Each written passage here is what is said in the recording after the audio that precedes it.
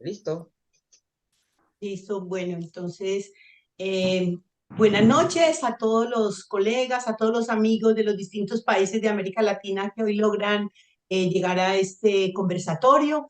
En este último trimestre del 2023, la Comisión de Colombia ha estado pues, vinculándose a la red internacional número uno, apoyando el trabajo que hace Mercedes y los otros colegas. Entonces hoy tenemos el tercer conversatorio, pero el de hoy es muy especial. Tenemos invitado al doctor Robinson Cuadros, está con nosotros y yo creo que es bueno presentarlo por protocolo, pero yo creo que no necesitaría presentación. Es una persona muy conocida entre nosotros, muy querida, es un médico, es especialista en geriatría, medicina interna y geriatría de la Universidad Nacional de Colombia. Y fuera de eso, el líder en el tema de envejecimiento y vejez, no solo en Colombia, sino en América Latina. Fue presidente en varios periodos de la Asociación Colombiana de Gerontología y Geriatría y ahora es presidente del Comité Latinoamericano del Caribe, de la Asociación Internacional de Gerontología, el CONLAB, y está con nosotros. Él nos va a comentar, fuera de eso, pues sus cargos y su experiencia eh, merecería pues todo un espacio, pero yo creo que es mejor oírlo a él, escucharlo, que él nos comparta. Buenas noches, doctor Robinson, por estar aquí con nosotros. Yo creo que la gente está muy ansiosa de oírte, de mirar la perspectiva que la CONLAN nos puede compartir desde todo América Latina. Entonces, quisiéramos empezar saludándote, pero quisiéramos empezar que nos cuentes muy bien cómo es que es el funcionamiento de esa CONLAB, porque pues, la gente lo conoce, sabe, pero que en este espacio de conversación nos cuenten cómo funciona articulada a la IAGG y qué acciones hace articulada también con la Asociación Colombiana de Gerontología y Geriatría. Tú como presidente, ¿qué dimensión tienes? Luigi, es que no se podía cerrar. Luigi, ¿nos abres el micrófono del doctor Robinson? Ah, ya, Es que él ya. es muy desobediente y cerró el micrófono, pero no importa. Ya. Es que él es rebelde, él es rebelde. No, no, un ratito que ahorita. De razón que no Ya. escuchábamos sus Sí, es que está cerrado, no, es que lo cierra. Ya, protestas. ya, ya, ya, Listo, ya, ya, ya, ya. ya, ya. Libertad, libertad de cátedra.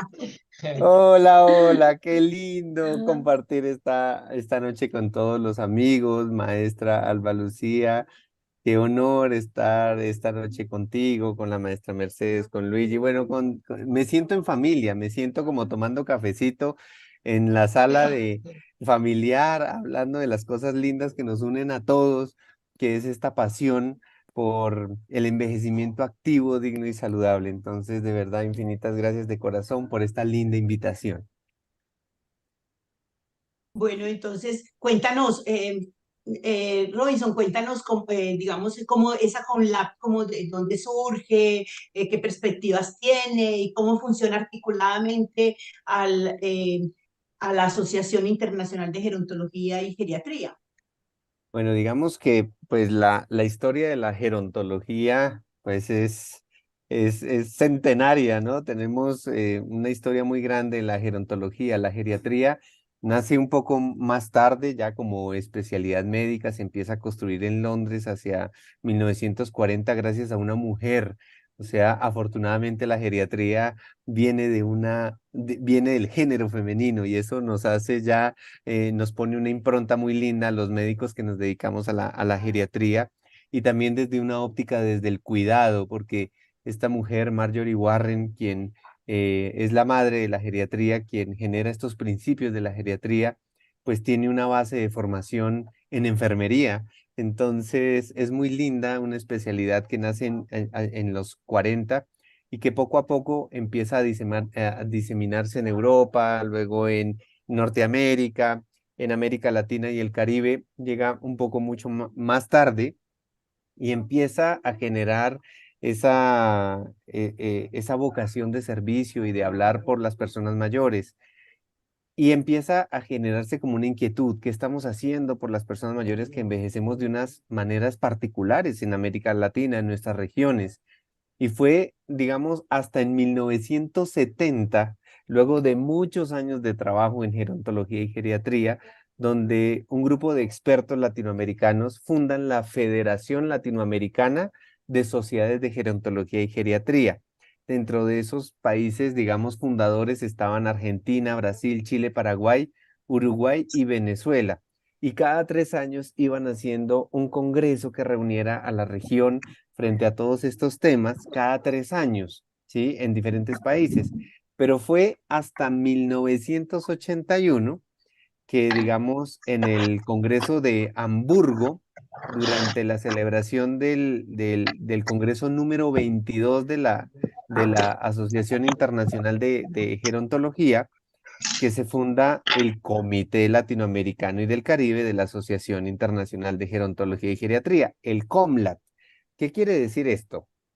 Que digamos, en esta asociación internacional que tiene un puesto en la ONU, que representa la voz internacional de la gerontología y la geriatría y de todos los que trabajamos en el tema, se dividen por continentes. Entonces está el representante de Asia, de Oceanía, de África, de Europa, de América del Norte y tenemos pues el comité de latinoamericano y del Caribe, donde cada 4 años pues hacemos una elección de presidente, de junta directiva y donde se hace un congreso pues que nos une a todos como región, pero que de una u otra manera respondemos a esta IAGG, que es la Asociación Internacional de Gerontología y Geriatría. ¿Qué es lo que busca estos comités? Pues reunir las asociaciones o sociedades de gerontología y geriatría de cada país para tratar de unificar lenguajes y trabajar en equipo. Entonces, pues, sin querer queriendo, por unanimidad, pues fui elegido como presidente del Comité Latinoamericano y del Caribe por el periodo 2023-2027. Ah, bueno, no, súper, súper interesante. Y bueno, y como presidente, es decir, en esa, digamos, en ese perfil y ese dimensionamiento de trabajo, en ese momento, ¿qué prioridades se establecieron? O más o menos así en forma general, ¿qué prioridades tiene el CONLAB para ese trabajo con América Latina? En este Pues momento, digamos ¿qué que cuando, áreas?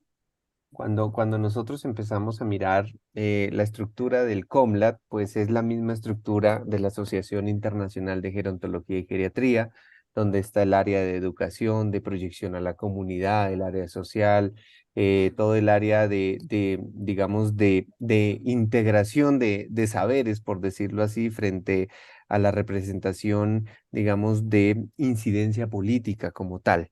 Entonces, así se estructura el COMLAC, tal cual, y se invita a que cada sociedad o asociación nacional de gerontología y geriatría, pues digamos, informe lo que está haciendo en su país, qué actividades académicas, qué proyectos de investigación, qué semilleros de trabajo se están haciendo para apoyarlos, digamos, con recursos de ONGs internacionales, con apoyos, digamos, de otros continentes que pues ponen la mirada en nuestra región para poder adelantar proyectos.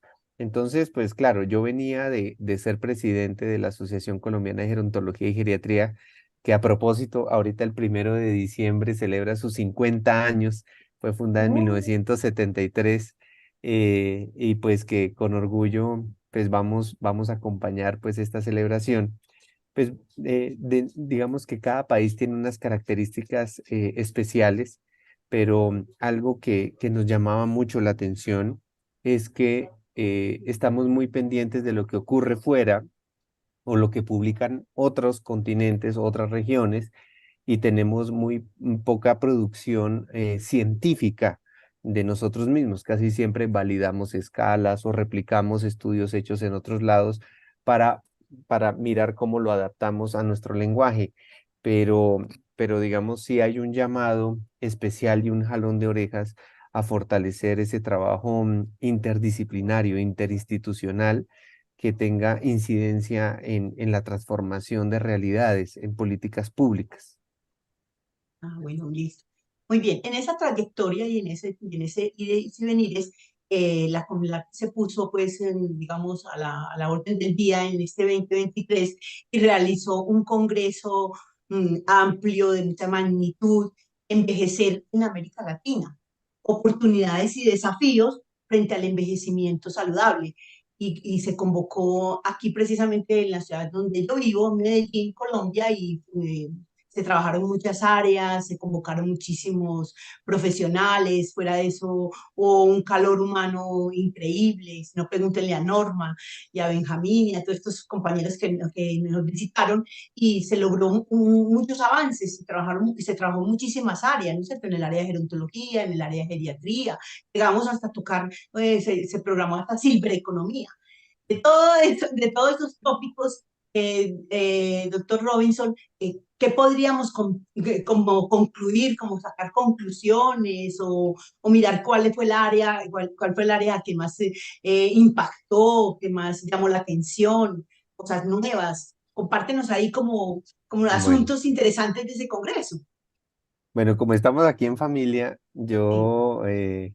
es lindo ver pues con retrospectiva cómo se armó un congreso, ¿no? Y digamos que los congresos tradicionalmente en Europa, en Asia, en Norteamérica, tienen un componente, digamos, muy grande desde el punto de vista médico, porque, digamos, financiar la organización de un congreso, la logística, los escenarios, el sonido, todas las cosas, pues tienen un costo muy grande.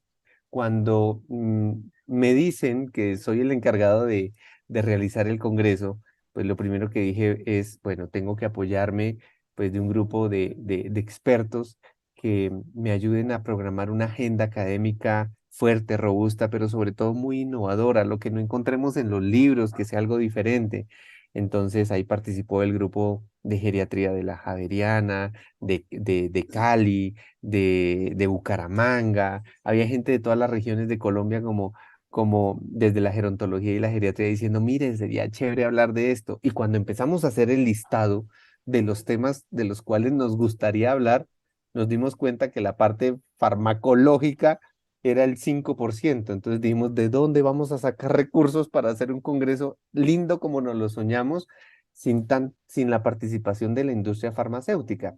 Entonces, yo digo que esto fue un congreso de corazón, porque ¿qué hicimos? Empezamos a tocar puertas de todo el mundo y de la región y empezar a llamar a los amigos que estaban haciendo cosas diferentes, cosas innovadoras, que inspiran, y empezamos a decirle, oye, nos encantaría que fueras ponente en este congreso que se hace cada 4 años y que nos correspondió después de 17 años otra vez a Colombia. ¿Te gustaría asistir? Pero no tenemos recursos, pues como para apoyarte. Y digamos, pasamos por la vergüenza y la pena de decirles, mira, pues vamos a hacer un encuentro de amigos. Este es un encuentro de amigos donde todos vamos a aprender, donde aquí no hay egos, donde nos vamos a liberar un poquito de las jerarquías y vamos a abrir los horizontes. ¿Y qué nos encontramos, Albita? Nos encontramos con 100 ponentes internacionales, 100 nacionales y con una participación impresionante. O sea, fue de Mm, verdad, y lo que tú dices, ¿no? Cómo nos encontrábamos en los éxito. pasillos y nos abrazábamos y a mí mucha gente me decía, yo solo te conocía por redes sociales, eres más alto y no eres tan gordo como te ves en pantalla. Fue muy lindo, fue un encuentro muy, muy lindo. Y como dices tú, ¿no?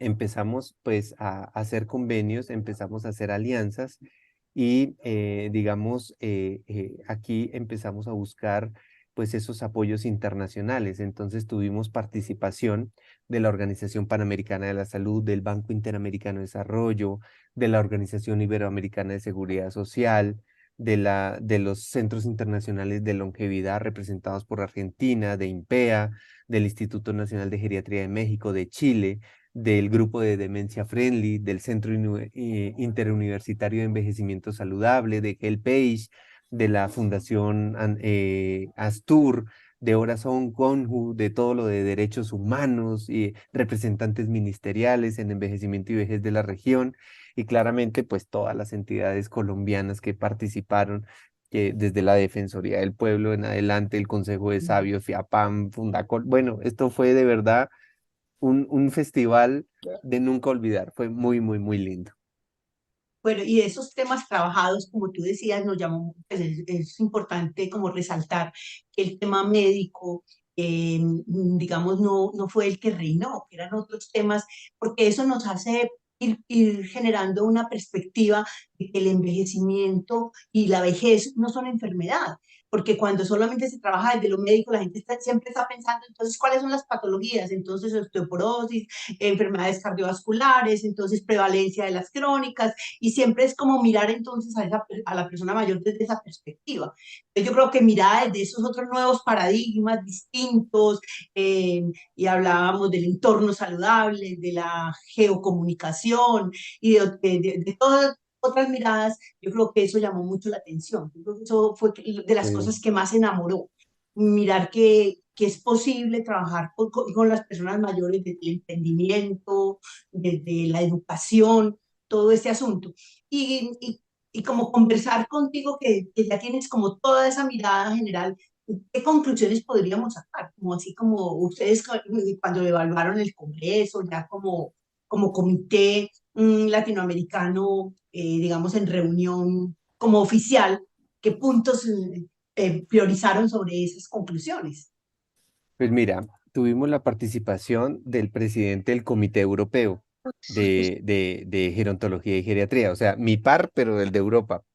Y él me decía, estoy muy sorprendido porque los congresos que hacemos a nivel internacional tienden a ser muy médicos y creo que Latinoamérica nos acaba de dar una gran lección a todo el mundo sobre cómo ampliar la mirada. Y cuando uno amplía la mirada, se da cuenta que no sabe de muchas cosas, que de hecho no sabe nada, que toca aprender, reaprender, desaprender en temas de espiritualidad, por ejemplo, que lo tocamos muy a fondo en el Congreso, en tema de las mascotas y el envejecimiento, en temas de domótica, robótica, en nanotecnología, moda y ética en el vestido, cosas que, digamos, no habíamos dimensionado en otros congresos sobre el impacto del vestir y cómo todo esto genera de acuerdo a la inteligencia artificial y las nuevas tecnologías, pues también nuevos lenguajes en envejecimiento y vejez.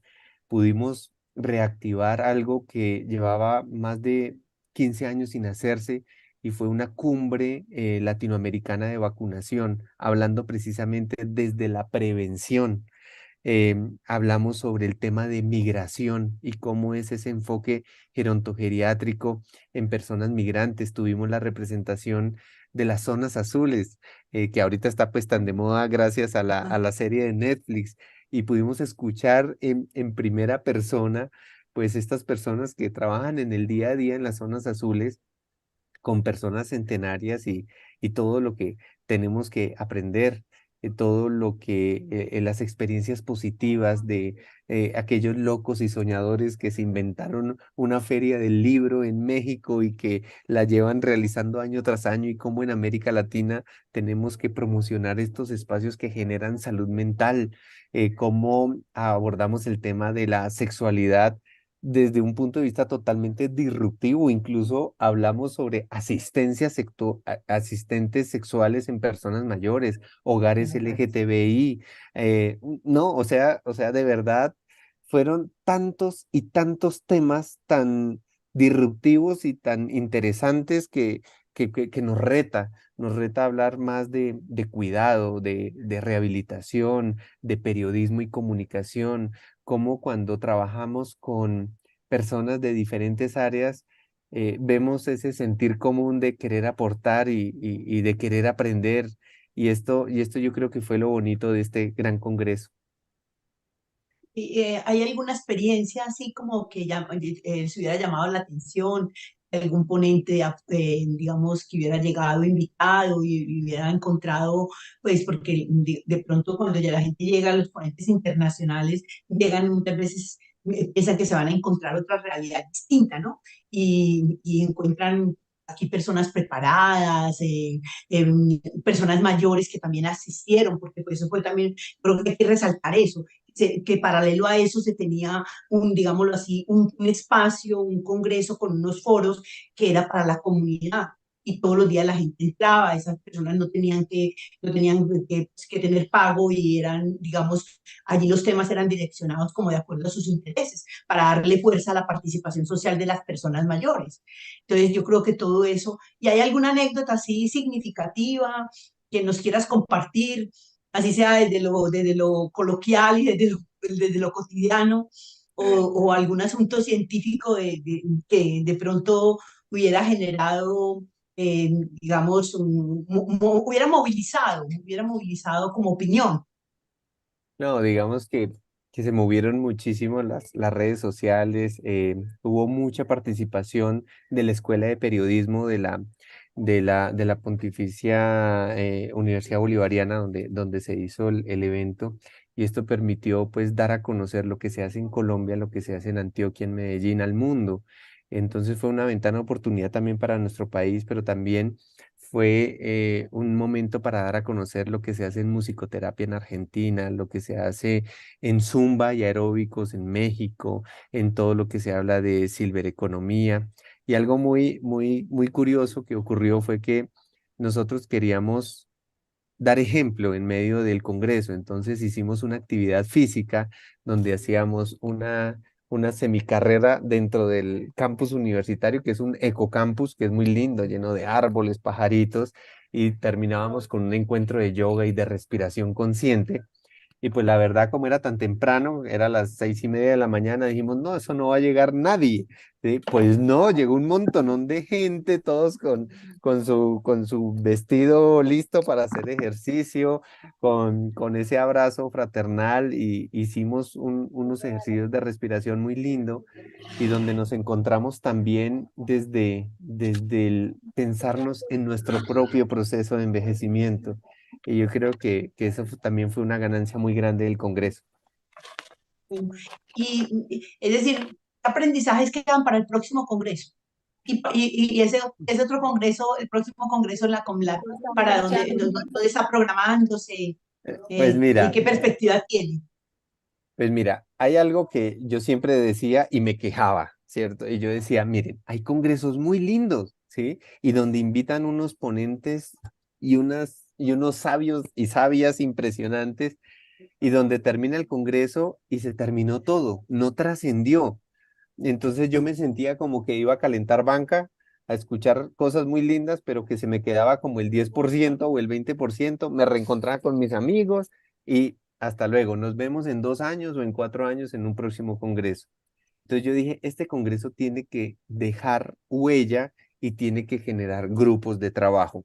Entonces empezamos a hacer grupos de trabajo en cardiología geriátrica, en nefrología geriátrica, en demencias, en rehabilitación, en enfermería, pero también en periodismo, en arquitectura, diseño, espacios, en todo lo que tiene que ver, digamos, con otras áreas de la salud, porque al final, pues todo esto genera salud.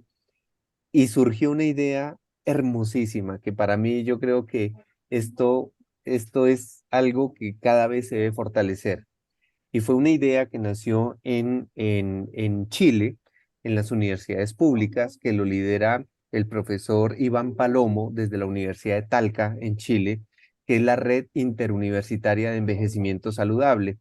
Cuando yo encuentro al profesor Palomo y le digo, oye, ¿y por qué no llevar esta idea linda de Chile a toda América Latina y el Caribe? Él me dice, me vas a poner a soñar alto. Y de mayo a la fecha tenemos 103 universidades de América Latina y el Caribe que están inscritas en esta red interuniversitaria de envejecimiento saludable. Tenemos 164 profesores que están liderando en diferentes áreas del conocimiento, de la cultura, de la arquitectura, ¿sí? Del diseño, del periodismo, nichos de investigación y de trabajo en envejecimiento y vejez. En total son 17 países, más la red de gerocomunicadores que está trabajando de una manera maravillosa, que creo que está dando pie a unificar lenguajes. ¿Y esto a qué nos reta a los siguientes años? Que a partir de un congreso nos dimos cuenta que tenemos que generar guías, consensos, ¿sí? Consensos latinoamericanos y del Caribe, sobre temas específicos que nos den guía, que nos orienten en este barco de la vida hacia qué puerto vamos, de acuerdo a nuestras características propias, a nuestro lenguaje, a nuestra idiosincrasia, a nuestra cultura. Entonces creo que esa es el gran reto que viene de aquí en adelante hasta pues, cuando termine mi periodo de presidencia y más allá. Ya, mira que lo que estás planteando es un tema muy importante porque estamos diciendo siempre el lenguaje crea realidades y escuchamos dentro de la academia y dentro del sector operativo y en los trabajos, escuchamos muchas veces a personas muy estudiosas en el tema del envejecimiento y la vejez, en áreas muy específicas, cuando hacen mención en sus congresos, en las ponencias, en sus artículos, por ejemplo, que todavía utilizan el término de tercera edad. Entonces, si estamos construyendo esas nuevas realidades desde nuevos paradigmas, entonces nos toca como adecuarnos a eso. Y yo creo que el diseño del envejecimiento saludable nos plantea un desafío bien importante. Es ese primer ámbito de actuación. Cuando nos dice necesitamos revolcar, remozar y pensar, es decir, porque estamos pensando desde los influenciados por los estereotipos, estamos sintiendo, dejándonos llevar por los prejuicios, estamos actuando determinados por la discriminación. Y si desde nosotros mismos estamos generando esas situaciones, es decir, esa es la cultura que muchas veces se ve en el contexto. Entonces yo creo que en el Congreso se habló mucho de eso. Yo creo que eso generó mucho asunto porque cuando hablaban los periodistas y los comunicadores sobre cómo nosotros mismos difundimos eso. Mira los memes que le llegan a uno en la red, ridiculizando al viejo en el asunto y la gente le parece eso muy gracioso y estamos hablando del sector preparado de la sociedad y lo publica y lo sigue publicando y es decir, no nos damos cuenta que con eso estamos fortaleciendo Sí, todo ese así es. lenguaje que Sí, discrimina el yo envejecimiento y la vejez. creo que es importante siempre desde la caridad y del respeto educar.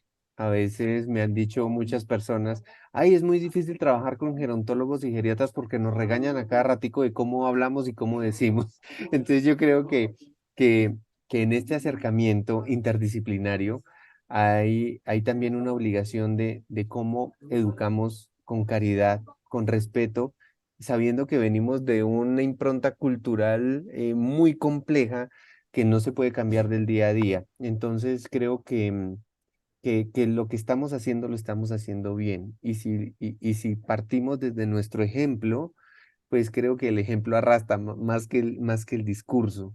Y, y pues como tú bien lo dices, ¿no? Esto tiene que trascender a todos. Y por eso cuando hablamos de esta red de gerocomunicadores, dijimos, es que claro, es que los periodistas son fundamentales para transmitir todo lo que queremos hablar, que a veces digamos, no tenemos el don de la palabra o somos tímidos o queremos decir tantas cosas que al final cuando terminamos la grabación dijimos, ay, se me olvidó decir lo más importante. Sí, los comunicadores son expertos en eso y nos ayudan a llevar un mensaje amable, positivo, real y que verdaderamente, pues, como lo hablábamos, ¿no? Que trascienda, que nos deje ese mensaje lindo de que no estamos trabajando por las personas mayores únicamente, sino también con las personas mayores. Por eso me gusta mucho cuando tú resaltas que la presencia de las personas mayores durante todo el Congreso fue fundamental, porque era ese mensaje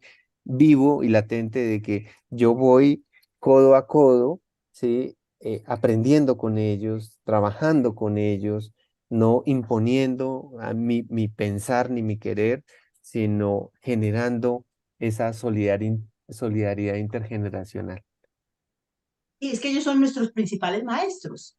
Es decir, fuera de la ciencia y la academia, si no hacemos articulación y estamos con las personas mayores, entonces no logramos cambios, no estamos hablando de transformaciones. Yo creo que Sí. eso es bien importante. Eh, Mira, hay un asunto que a mí me ha llamado mucho la atención y quisiera que nos contaras ese pedacito que de pronto un pie de página, nos salimos un poquito del Congreso Envejecer en América Latina para que nos contaras qué pasó o cómo trascendió esa comunicación y ese trabajo que hizo la Academia Internacional de Gerontología por allá en el 2021, dando, es decir, haciendo pronunciamientos ante esa mirada que se planteaba de la clasificación internacional de enfermedades para el CIE 11, que hablaban de la vejez enfermedad. Entonces uno leyó el artículo que en su momento ustedes sacaron, pues se sacó como con la y muy pertinente. ¿Qué pasó con eso? Esa gestión a dónde llegó, porque es una gestión muy importante. Digamos que fue uno de los logros grandes que América Latina le dio al mundo. Y es que, digamos, nosotros, los profesionales de la salud, tenemos una clasificación internacional de enfermedades. Hipertensión arterial, I10X, ese es el código internacional. Ujú, Diabetes, tal, infección urinaria, tal. Entonces, digamos que hay un lenguaje universal a través de unos códigos. Esos son los códigos CIE a nivel ujú. internacional. Y vamos en la versión número 10.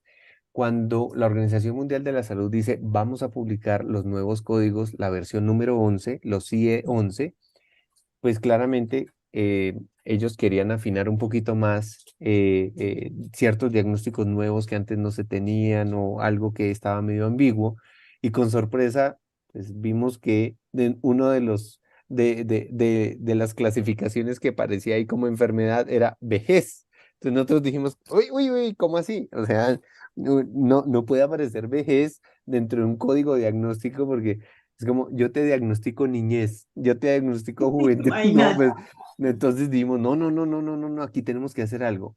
Y pues Costa Rica, Brasil lideró unos procesos grandísimos y dijimos, no, pues como Comlat tenemos que ser portavoces de esta iniciativa y tenemos que darle fuerza. Entonces nos juntamos todas las asociaciones, enviamos los comunicados a la ONU, hicimos el llamado de atención y faltando un mes para que se publicaran los códigos, detuvieron todo por el ruido que hizo América Latina y afortunadamente quitaron vejez como diagnóstico de enfermedad.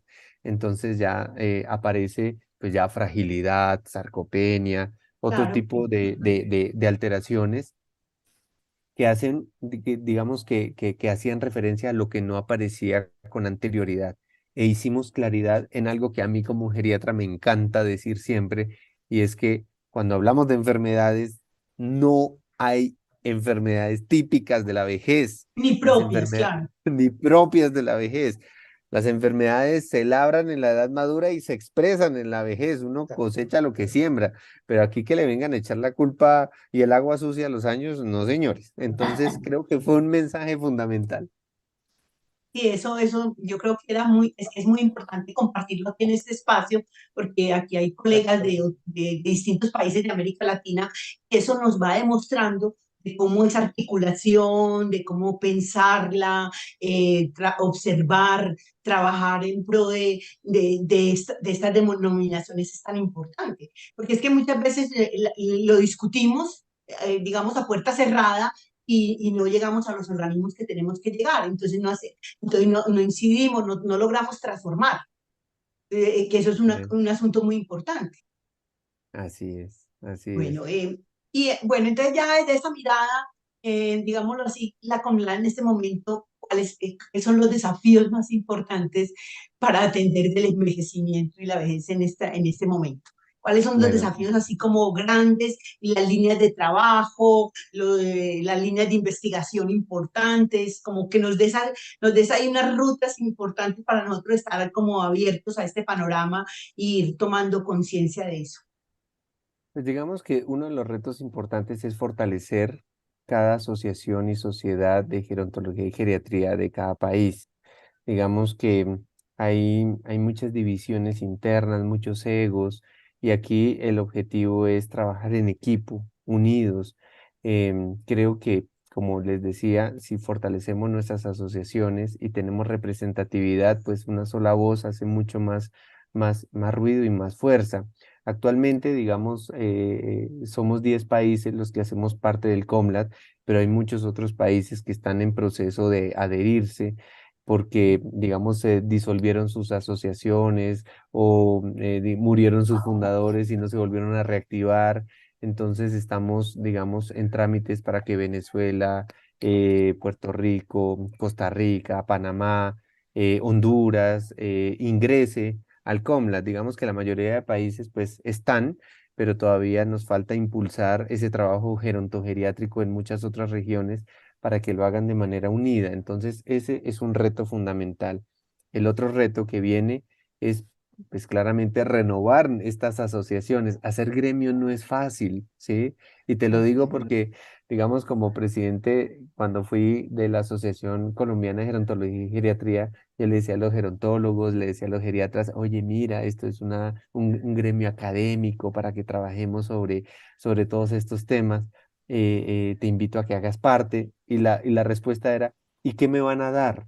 Entonces uno dice, no, pues es que es tú qué vas a darnos, ¿no? ¿Qué puedes aportar? Pero nos cuesta hacer gremio y por eso tengo tanta fe en esta red interuniversitaria que va a hacer que las asociaciones de gerontología y geriatría se nutran de nuevos profesionales, de arquitectos, de abogados, de escultores, de gente que abra los horizontes y que este trabajo sea mucho más fuerte Ujú. y que dé más impacto desde solo los que nos formamos en estas áreas un poco específicas. Mm, Debe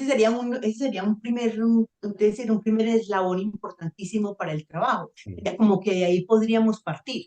Y estás diciendo asuntos muy importantes porque, como en Colombia y como en otros países, las agremiaciones necesitan fortalecerse porque a veces no somos tan representativos de los distintos gremios. La ¿No? Y gente renovarse, porque es que uno también renovarse.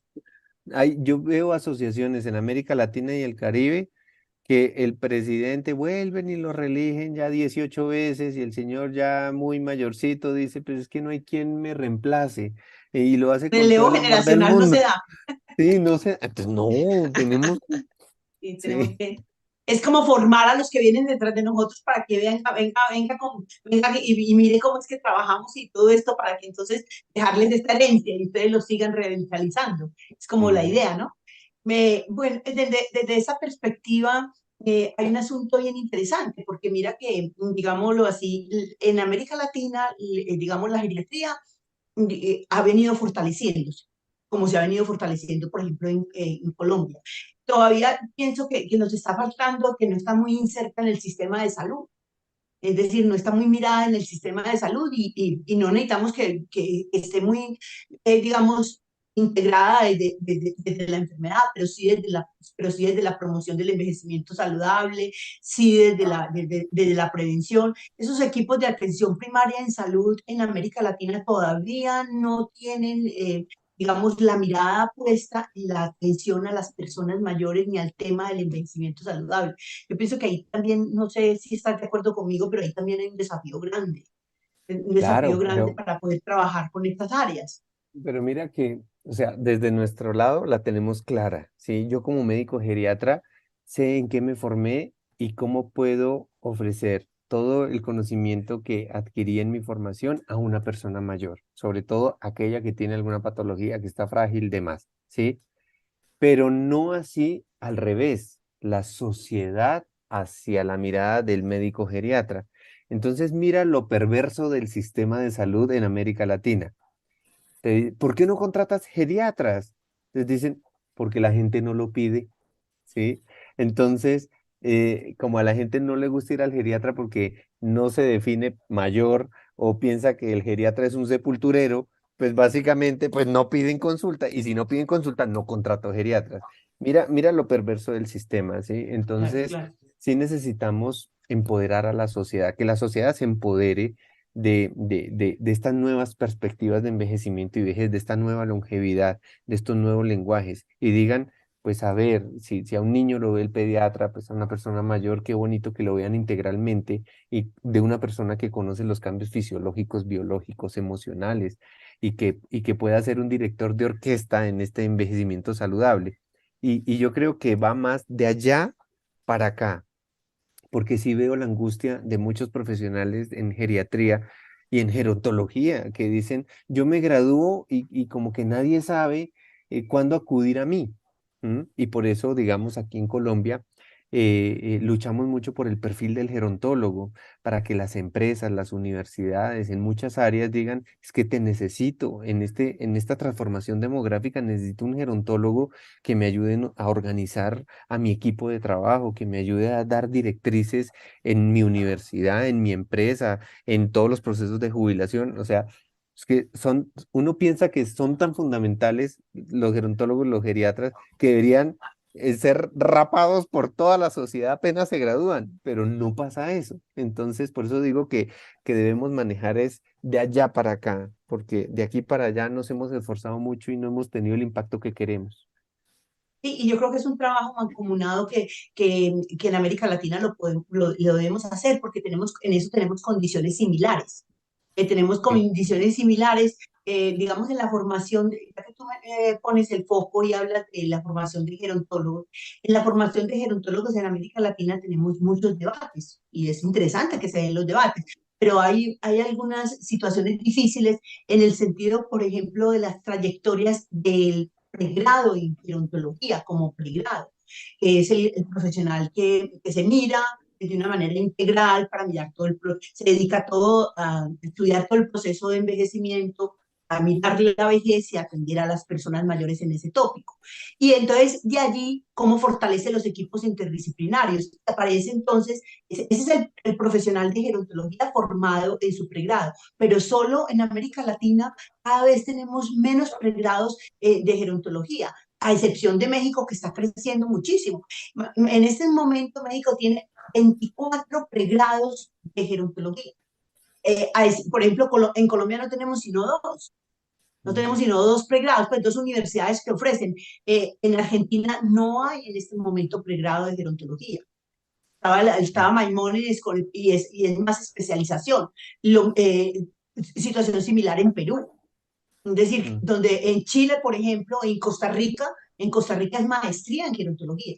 No está mal que esté la maestría, porque es un profesional cualificado de algunas áreas, no está mal, pero necesitamos es llenar de profesionales del pregrado y que de ahí entonces para las otras intervenciones si se haga una articulación con gente que se especializa o que hace maestrías o doctorados para que trabajen en la academia, en la parte científica, en las líneas de investigación, pero en el trabajo operativo, de ir a las comunidades y de trabajar participación social, redes de apoyo, las familias, las visitas domiciliarias, pues es un trabajo que es mucho más, digamos, más nutrido para el gerontólogo. Y que Mm. transversalicemos este asunto del envejecimiento de la vejez, como tú lo planteabas, en el sentido de las universidades. Es decir, arquitectos que conozcan del envejecimiento de la vejez, entonces tengan la visión de la formación de entornos amigables con las personas mayores. Y entonces de lo que hablábamos de comunicación, en todas estas áreas.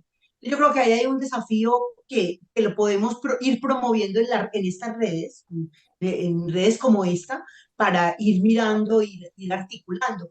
Es decir, ¿qué requiere una universidad en América Latina para integrar la red? Digamos, voluntad. ¿Sí? A veces dicen, ay, pero yo no tengo ni geriatría ni gerontología en mi universidad. No, pues es que de hecho estamos abiertos en la red a todas las áreas, ¿sí? Por eso te digo cultura, ¿Y con economía, quién es el contacto? ¿Y con arquitectura. quién es el contacto? ¿Con quién se Digamos, establece el contacto? el coordinador general es el doctor, el profesor Iván Palomo de Chile. Y digamos que la idea es que yo, como profesor universitario, pueda decirle a la junta directiva de la universidad, oye, hay una red que se está creando de universidades top, que se están generando semilleros de investigación en varias áreas, en envejecimiento y vejez, en diseño, en robótica. Qué bonito que nuestros estudiantes que empiecen a profundizar en estos temas, sepan que hay otro grupo de trabajo en Costa Rica, en Argentina, en otras universidades y que puedan trabajar en red. Claro, para hacer Entonces, intercambios, todo eso. claro, Claro, claro, articulación. esa es la idea y eso es lo lindo, porque, digamos, tú tocas un tema complejo, ¿no? Y uno dice, necesitamos formar muchos gerontólogos. Y uno dice, primero tengo que saber las que están formando cuál es el perfil de su egresado y qué Claro. está haciendo su egresado, porque yo no puedo formar por formar, donde al final el pobre egresado queda como a la deriva diciendo, no, pues voy a trabajar como cuidador, o voy a trabajar como técnico cuando soy un profesional. Entonces ahí es donde también tenemos que afinar un poco y exigir a las universidades esa red de trabajo interinstitucional y decir, espere, estoy formando un profesional de alto valor social y con un perfil de liderazgo. Claro. Y me gustaría que mis egresados pues salgan a trabajar en lo que los formamos. Entonces, yo creo que hay que afinar un poquito eso en América Latina, porque he visto unas tendencias medio peligrosas, ¿sí? Entonces, yo soy Sí. geriatra con enfoque tal, soy gerontólogo con enfoque clínico y el otro es con enfoque, y uno dice, espérate, porque de tanto enfoque nos desenfocamos En y un nos... alboroto de Sí. cosas que no supieron. Sí, y no sabemos verdaderamente qué es lo Oh, que sí, hacemos. Mm, pero yo no sé, estaba mostrando otra cosa muy distinta. mm, Entonces, la recomendación ahí sería entonces esa articulación, ¿no es cierto? Y promover esa red. Ahí pues sí, podríamos empezar ahí como con muy buen camino, en el sí, sentido de que de las distintas facultades, porque una universidad que integre la red, pues digamos, será mucho más factible y, y habrá mayor posibilidad de que transversalicen sus currículos los temas de envejecimiento y vejez para claro. para fortalecer entonces, necesitamos profesionales en todas las áreas que visibilicen el envejecimiento poblacional y la forma de articularse y de hacer Claro. servicios, programas, investigación. Yo Es creo que que ahí mira, por sería entonces, ejemplo, hay varias universidades que han dicho, bueno, a mí me gustaría desde la enfermería o desde la rehabilitación, desde la kinesiología o la fisioterapia o la terapia ocupacional, generar líneas de investigación en mis estudiantes, pero ¿hay algún marco normativo que apoye esto? Y cuando uno les dice, conocen la Convención Interamericana de Derechos Humanos de Personas Mayores, dicen, ah, no, pues tenemos el mejor respaldo del mundo. No, pues ya, claro, listo. claro. Entonces, afortunadamente sí tenemos, digamos, políticas internacionales que impulsan y le ayudan a las universidades a decir, oye, sí, vamos por buen camino. Y esto puede generar un nicho de negocio y emprendimiento para nuestros futuros egresados y que ayuden a ampliar la mirada. Y de hecho, un rector de Argentina nos decía, no, pues lo que logremos hacer con nuestros estudiantes para mejorar la calidad de vida de las personas mayores de hoy, pues yo lo voy a disfrutar cuando yo esté pensionado. Entonces, más que bienvenido, ¿sí? Que trabajen, que yo voy a disfrutar después, decía él. Claro, claro, para las personas de hoy y del mañana. Entonces, claro, es una articulación. Y lo que está diciendo Robinson es bien importante, porque los procesos de políticas públicas de envejecimiento y vejez en los países de América Latina están avanzando mucho.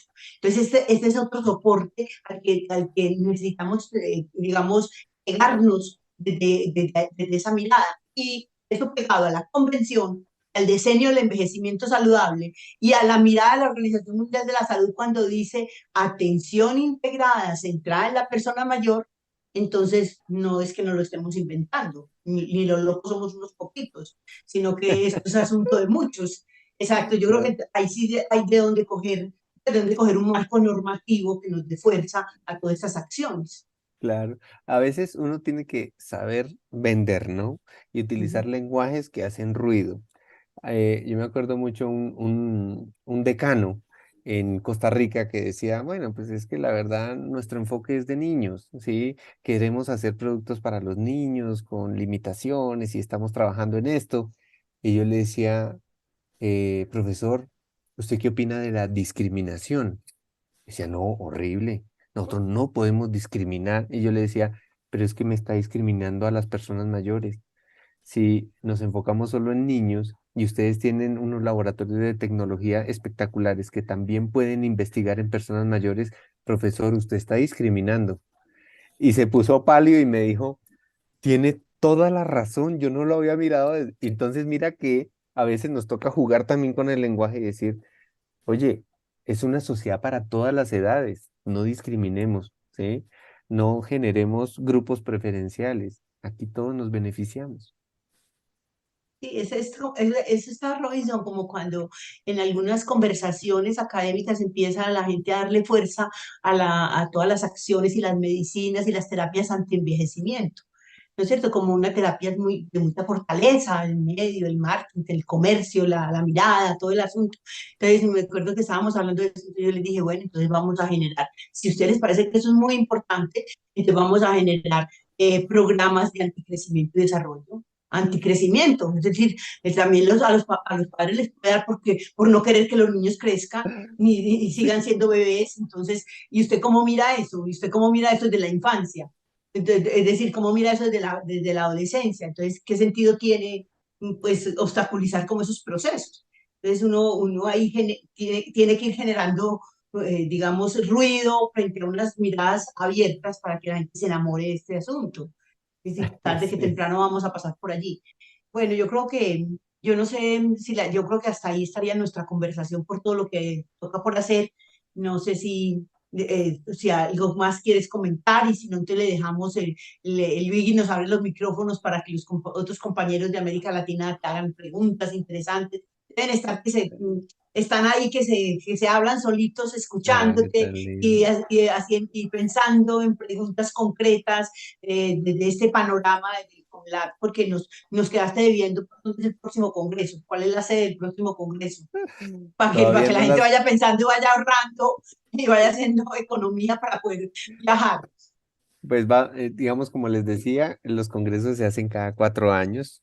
Ujú. En 2 años hacemos elección de presidencia del COMLAT, que va a asumir dentro de 4 años, y ahí sabremos cuál va a ser la sede. Mientras tanto, pues la idea es invitarlos a que participen activamente en los congresos de sus asociaciones Ujú. nacionales. Nosotros, por ejemplo, en Colombia, en nuestro próximo congreso va a ser en la ciudad de Bucaramanga eh, Abril, en en abril, en abril en del año abril. entrante. Entonces, pues bueno, ahí también hablaremos de muchas cosas. Invitarlos a conocer todas las redes que se formaron en el COMLAT, ¿no? Lo de feminización o mujer y vejez, que lo lidera Mónica Mónica, des- m- desde España, sí, sí, de con la gerontología UNAFE. crítica, sí. Sí, de gerontología crítica, todo lo de gerocomunicación, todo lo de economía plateada, todo lo de nueva longevidad. Bueno, digamos que aquí todos cabemos y todos aportamos, entonces pues todos son bienvenidos. Bueno, muchísimas gracias, Robinson, por esta conversación y le dejamos, Luigi, por favor, el micrófono abierto a los participantes. Si alguien quiere, Ya está, ya. listo, hágale Ujú. pues. Muchas gracias. Dale. Compañeros, si alguien tiene alguna, listo, Merce. Dale, A Merce. ver. Sí, sí, yo también. Ah, Merce y luego Norma. Bueno, Sí, sí. ya puedes abrir tu Merce, puedes micrófono. abrir el micrófono, Merce. Sí, Muy bien. ya está activada la función. Listo. No, entonces no, entonces mientras tanto, ya, listo, dale, Gracias, Merce. Sí. sí, Ya está. gracias. Ojalá se me pueda escuchar bien. Estoy en un lugar donde el internet es un poco complicado, pero bueno, primero agradecer esta agradable conversación tan dinámica con Robinson. Es un gusto y un placer siempre poder escucharlo. Hemos estado ansiosos de saber estos resultados y creo que lo han hecho de la mejor manera. Muchísimas gracias. Había una pregunta en el chat del arquitecto del arquitecto Benjamín que decía, ¿cuántas asociaciones componen la CONLAP? ¿No? Esa es, quisiéramos oír un poco eso. Y yo lo que quería también comentar era que no solo creo debemos de trabajar para y con las personas mayores en esta temática del envejecimiento, sino también trabajar para nuestro propio envejecimiento, ¿no? Porque al final de cuentas nosotros estamos inmersos en eso. Correcto. Entonces creo que tenemos que agregar este concepto a esta frase, a esta opinión que venimos dando. No siempre decimos, no, hay que trabajar yo trabajo para las personas mayores, no, pero también con ellas. Un ratito, también trabajas para tu envejecimiento, ¿no? Porque como muy bien están ustedes conversando esta noche, lo que hagamos hoy día por ellos es para nosotros y en este momento para muchos de nosotros que ya estamos en esta edad, ¿no? Así que lindo. Y lo otro también que quería comentar de repente rápidamente era este tema de la formación de pregrado de la gerontología, ¿no? Que creo que es un tema que sí tenemos que ponerle mucho interés, mucho empeño, porque estamos necesitando, ¿no? Pero estoy de acuerdo también con el planteamiento que hace Robinson cuando plantea de que hay que trabajar mucho en el perfil, ¿no? De este pregrado, ¿no? Evitar de que estos estudiantes terminen pues de cuidadores, ¿no? Porque eso es lo que estamos, o dedicados a actividades secundarias, y como dice, tantos enfoques particulares desenfocan realmente el contenido y el contexto propio de la gerontología, ¿no? Hay necesidad, pues, efectivamente, de transversalizar la malla curricular, ¿no? Para poder tener la formación un tanto homogénea, hacia dónde caminamos, hacia dónde vamos, qué tipo de gerontólogos vamos a formar, ¿no? Exacto. Listo. Muchas Yo creo gracias. que eso es importantísimo. La verdad es, sí, quería informar, comentarlo. Gracias. Listo. Robinson, queda entonces como para Benjamín, que te hace como una pregunta muy específica en el sentido de que él dice cuántas organizaciones, pero yo creo que tú hablaste de 10 países. No Sí, sé, no digamos sé si... que como en toda casa, ¿no? Siempre hay unos que son más intensos, más colaboradores, otros que son más pasivos, más tímidos, pero digamos que afortunadamente Brasil, Argentina, Uruguay, Paraguay, Perú, Ecuador, Chile, Colombia, México son, digamos, países muy activos en el COMLAT, que están, digamos, haciendo un trabajo muy, muy lindo y muy mancomunado. Nosotros, digamos, en este momento tenemos una ventaja grandísima, y es que el actual presidente de la Asociación Internacional de Gerontología y Geriatría, pues es latinoamericano, es argentino, es el doctor Ricardo Jáuregui. Entonces esto Ujú. también pues nos da cierta palanquita Ajá, sí, para, mucha, para, claro. para, para mostrarnos a África, a Asia, a Oceanía, a Norteamérica, lo que hacemos como región. Entonces él dice, pues como parte de América Latina, dentro de mi presidencia, pues están las puertas abiertas para todas las iniciativas que queramos mostrar a nivel internacional. Entonces, pues bueno, a trabajar, a motivar, a inspirar y bueno, a seguir haciendo bien lo que estamos haciendo bien y a aprender. Ah, Bien, bueno. Listo, escuchemos a Norma. Norma, dale. Buenas bien. noches. ¿Ustedes me escuchan? Muy bien. Bien, bien. Bien. Bueno, era comunicarle a Robinson y a todos ustedes que estamos trabajando mucho en la comisión promotora de la Red de Gerontología Ambiental de la CONDA. Y ya estamos haciendo un gran banco de datos de facultades de arquitectura de toda Latinoamérica para promover el interés en la transformación de las ciudades, de las viviendas, de los espacios, para todas las edades, desde luego, pero sabemos que el gran detonante es la transformación demográfica. También estamos haciendo un banco de datos de colegios profesionales, de los ya graduados, pero no solo de arquitectos, sino también de psicólogos, de gerontólogos, de otras profesiones, para que este tema sea de verdad un tema interdisciplinario en el que nos estamos formando muchos. Es decir, que algunos debemos ser algo así como los intérpretes de las personas mayores, porque trabajamos con personas mayores y le podemos llevar todos estos datos a los arquitectos. Felizmente el BID está muy interesado en estos temas, así que debemos ser un movimiento, una voz, un ruido, todos los gerontólogos y geriatras, para que los gobiernos entren a considerar estas líneas de créditos internacionales para mejorar las ciudades, para facilitar la inclusión de las personas mayores, que no solamente es una cuestión arquitectónica, que lleva muchos diseños, entre ellos el transporte. Así que en eso estamos, quería compartirlo para que supieran, porque no sé por dónde anda Benjamín, debe estar en un aeropuerto. Ahí está, ahí No, está. ahí está, ya le voy a dar la palabra, ya le voy a dar la palabra a Norma para que te Ah, complemente. bien, Claro que sí, claro Excelente. que sí. Listo, entonces vamos a escuchar a Benjamín y luego vamos a escuchar a Carlos Sánchez, que está también pidiendo la palabra. Entonces, Benjamín, te escuchamos. Dale, buenas noches, qué rico verte. Ujú. No te escucho, dale. Está sin No audio. tiene creo. audio. Ah, sí, acaba de indicar que no. No tienes audio. No se te escucha. Tú le abriste Ahí el está. micrófono. Ahí está. A ver. ¿Ahora sí? Sí, ahora sí, claro. No, me quité los audífonos, no sé por qué, pero no jalan.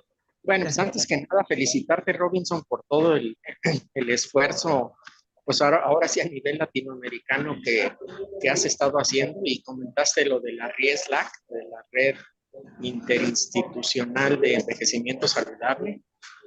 Pues la encabeza así a nivel global, si recuerdas, Rafael Pizarro, y de ahí se deriva gerontología y geriatría, y en la de gerontología está Iván Palomo, como para contactarse con él.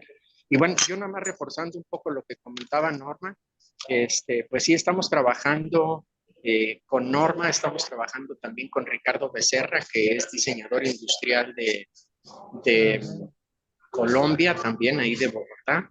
Y en este primer grupo chiquito, para no hacerlo tan grande, porque al principio pues es muy difícil hacer las cosas así macro, ¿verdad? Está también el doctor Vivas de ahí de Argentina. Y pues la idea es precisamente eso que comentaba Norma, o sea, impulsar todo el área de gerontología ambiental. Y bien comentaba ella, ahorita en lo que estamos es en recabar información tanto por el área de gerontología, de asociaciones. Por eso yo preguntaba ahí en el WhatsApp, en el chat, perdón, preguntaba un poco de cuántas asociaciones hay y de qué países, y para ir más o menos teniendo una idea de por dónde también difundir esta parte, ¿verdad? Y por otro lado, Norma, que conoce mucho más esa área, pues también abrir un poco las puertas en todas las partes de psicología de distintos países. Y yo, bueno, ahorita estoy aquí en la ciudad de León, Guanajuato, que es en el centro del país. Llegué 5 a las 6 aquí al hotel y me pitaba cada 5 minutos aquí el celular, así, Robinson, a las 6. Y entonces, pues me metí y aquí andamos. Y parte de eso también, ahorita aquí hay una Asamblea Nacional de la Federación de Colegios de Arquitectos de la República Mexicana.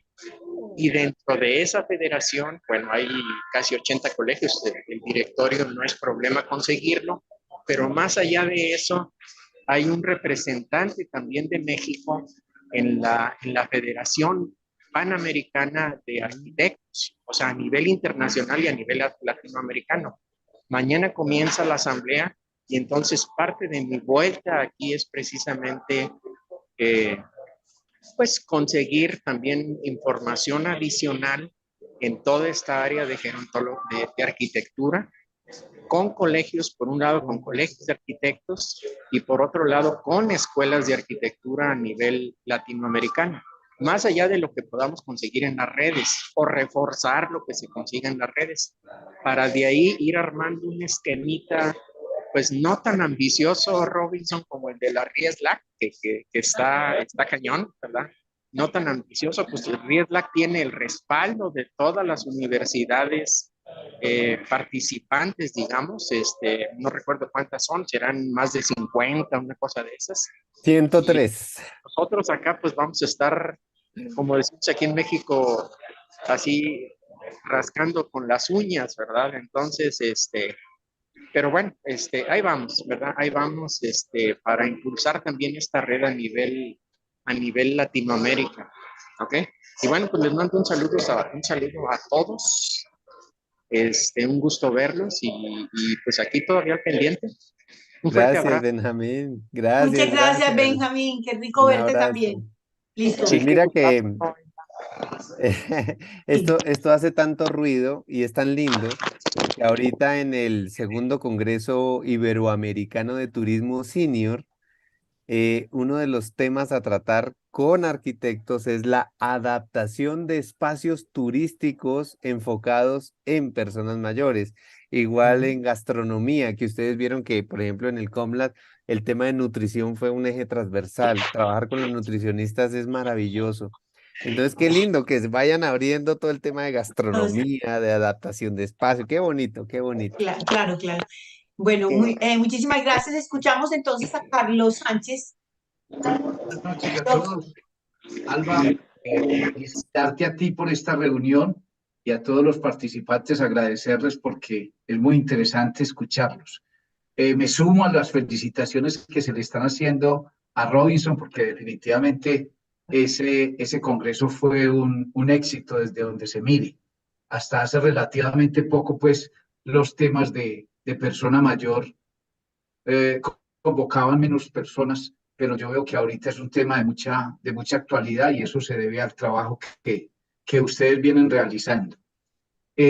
Simplemente plantearle una propuesta a Robinson con relación al enfoque de la atención y la asistencia a la persona mayor, más orientado hacia el estilo de vida, que el estilo de vida se convierta en un plan terapéutico que en última instancia se va a volver el resultado en la persona mayor de una juventud más prolongada y que llegue al momento se acerque esa salud y ese bienestar lo más que se pueda al momento de la transición o de la muerte. Pienso que es muy importante porque en el sector salud la persona tiene visibilidad cuando tiene algún diagnóstico, como lo mencionaba usted ahorita, con esos cambios que se están haciendo en la clasificación de las enfermedades. Así es. Se nos parqueó. Pero la saludable que se convierte en un plan terapéutico para llegar a un envejecimiento. Muchas gracias, Listo. Aule. Muchas gracias, doctor Carlos Sánchez. Bueno, no sé quién más quiera hacer alguna pregunta, como si no para ir cerrando el conversatorio, porque como no va a ser el único, sino que vamos a estar conversando con frecuencia para ir viendo los adelantos, ir viendo cómo marchamos, ir animándonos entre todos para articularnos. Es muy importante el trabajo en red. Solamente Sí quería es. preguntarles, buenas Raiza, noches, listo, un saludo dale. a todos. Perdón, Sí. solo quería preguntarles otra vez, no me quedó claro, ¿cuántas instituciones o organizaciones están participando en esto de la red interamericana? Y luego también quería decir comentar que Elsa Hassan tiene mucho conocimiento y ha estado participando activamente en el chat. Tal vez puede participar también y solo preguntar o comentar los avances que ya tiene conocimiento únicamente. Gracias Gracias, Raiza. Sí, y digamos felicitaciones que por todo. tan linda, gracias. Pues bueno, en esta red interuniversitaria de envejecimiento saludable para América Latina y el Caribe, actualmente tenemos 103 universidades con 164 profesores que están liderando, digamos, la representatividad en diferentes temas. Y en total hacen parte de la red hasta ahora 17 países. Entonces creo que de mayo a noviembre es un muy buen balance. Excelente, excelente balance. Muy bien, muchas gracias. Muy inteligente. Elsa, Para- antes me digo, Luis, Elsa Hassan Tucán, la compañera, escribe en el Ya. chat, dice falta emprendimiento y personas mayores. Ella plantea eso. Sí está. Sí está, sí está. Sí está Sí está, emprendimiento. sí está Sí, claro. emprendimiento. Lo tenemos desde la red de economía plateada. Sí, Ajá. sí, sí.